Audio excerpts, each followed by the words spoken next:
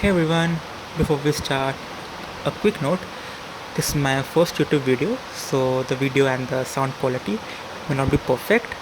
I'm still learning how to record, explain, make videos properly, and I will keep getting better as I put out more videos. The main reason I'm making this is to share what I've learned from my own experience. It took me a lot of time to get comfortable with Expo and React Native. In the beginning, many things felt confusing: the setup, errors, the builds, everything. So understand what beginners struggle with because I've struggled with the same things too. I'm not here to make things sound overcomplicated.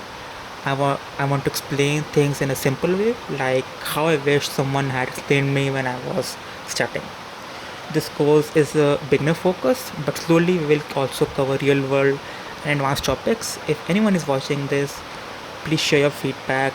Tell me what was clear, what was confusing, and what I can improve. I will for sure listen. Alright, let's start with the video.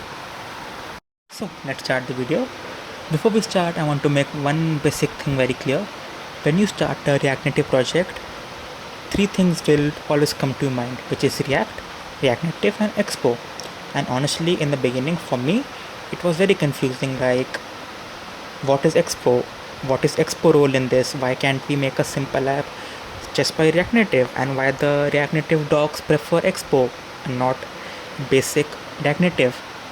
These questions will come to your mind, and the most easily I can explain is think of it like this. If you have built any React project, you may know we build it using components, and components are small building blocks of an app. And React is basically that. And React Native, it what it is it gives you building blocks for a mobile app. And Expo is what helps you to run the app, test the app, debug it, and later build it for production. And that's the most simple we can get. We don't need to overcomplicated things. and and just three things. React is how we think of the UI. React Native it what makes the mobile app, and Expo gives us the toolbox to make any React app. So later when we encounter any error or understand try to understand what the problem is, we can think of it like this: is this a React problem, is this a React Native problem, or is this a Expo problem? So let's start with React first. React is not really the mobile part. React is more like the way we think about building the screen. Like when you open any app, the screen is not just a one big thing. There is a header, there are buttons, there are cards, there are text, maybe some error messages. React helps us break down all of these into smaller parts instead of putting everything in one messy big file. These parts are called components, but don't think too much about the word component. Just think of components as small pieces of the screen. Like a button can be a piece, a card can be a piece, one header can be a piece. Then we combine these small pieces into a one big page or a screen. That is why I said React is more of a thinking style. It helps us organize the UI properly.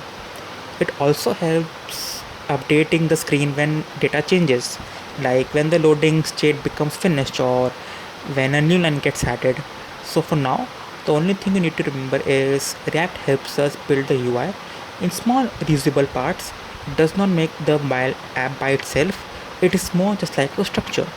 The mobile part comes from React Native, and that is how mobile apps are made. And we'll talk about it next. Now, once React gives us the way of thinking in small pieces, the next question is how do we actually make this work on a mobile app? That is where React Native comes in. React Native is a part that gives us the mobile app building blocks. So if you're coming from web development, you may have used things like div, paragraph, buttons, the normal HTML tags. But in React Native, we do not build screens like we do in a web page. We use mobile components, which React Native gives us. For example, we use something like view for layouts, text for showing text, and pressable when we need something to be tapped. You don't need to memorize all of this right now, just understand the idea. React gives us the components for building, and React Native gives us the mobile version of those building blocks. The important thing to understand is that React Native is not just about making websites and putting it inside a phone. It helps us create an actual mobile app screens for iOS and Android. That is why sometimes things feel different from a normal React web page and mobile app.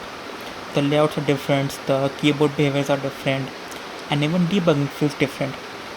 That is where normal when you start a normal app or React Native journey, the beginners get confused because it looks like React but it behaves like a mobile app. So that is where the most confusing part comes in.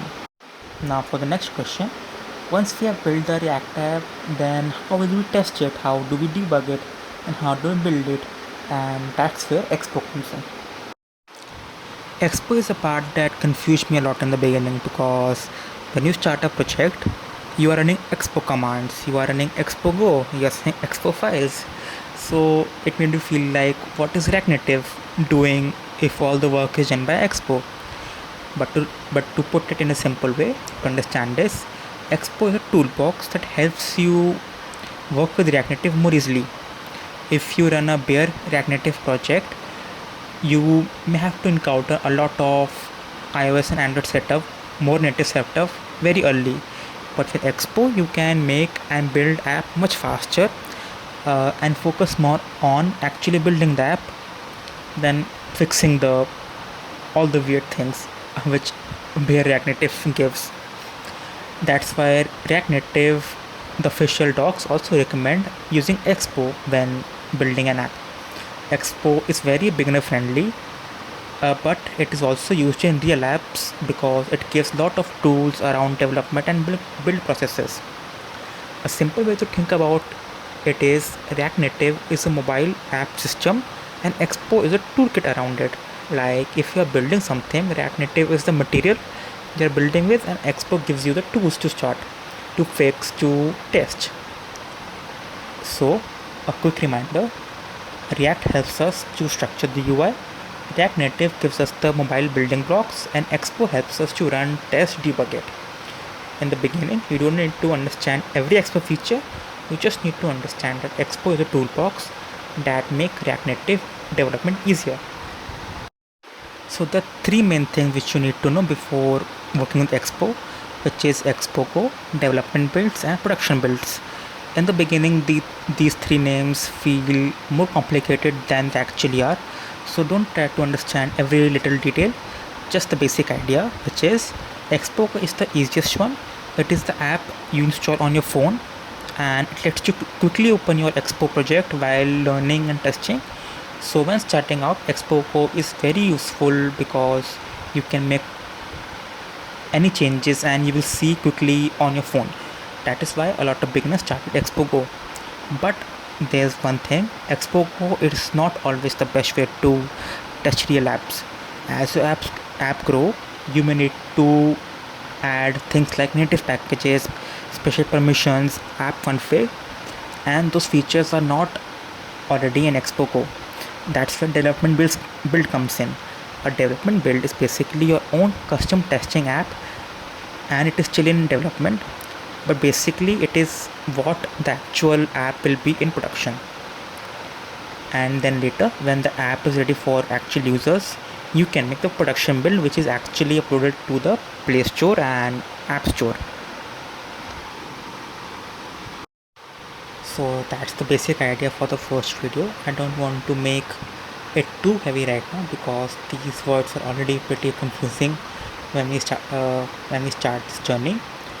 For now, just remember React Native and Expo are different layers, but they work together.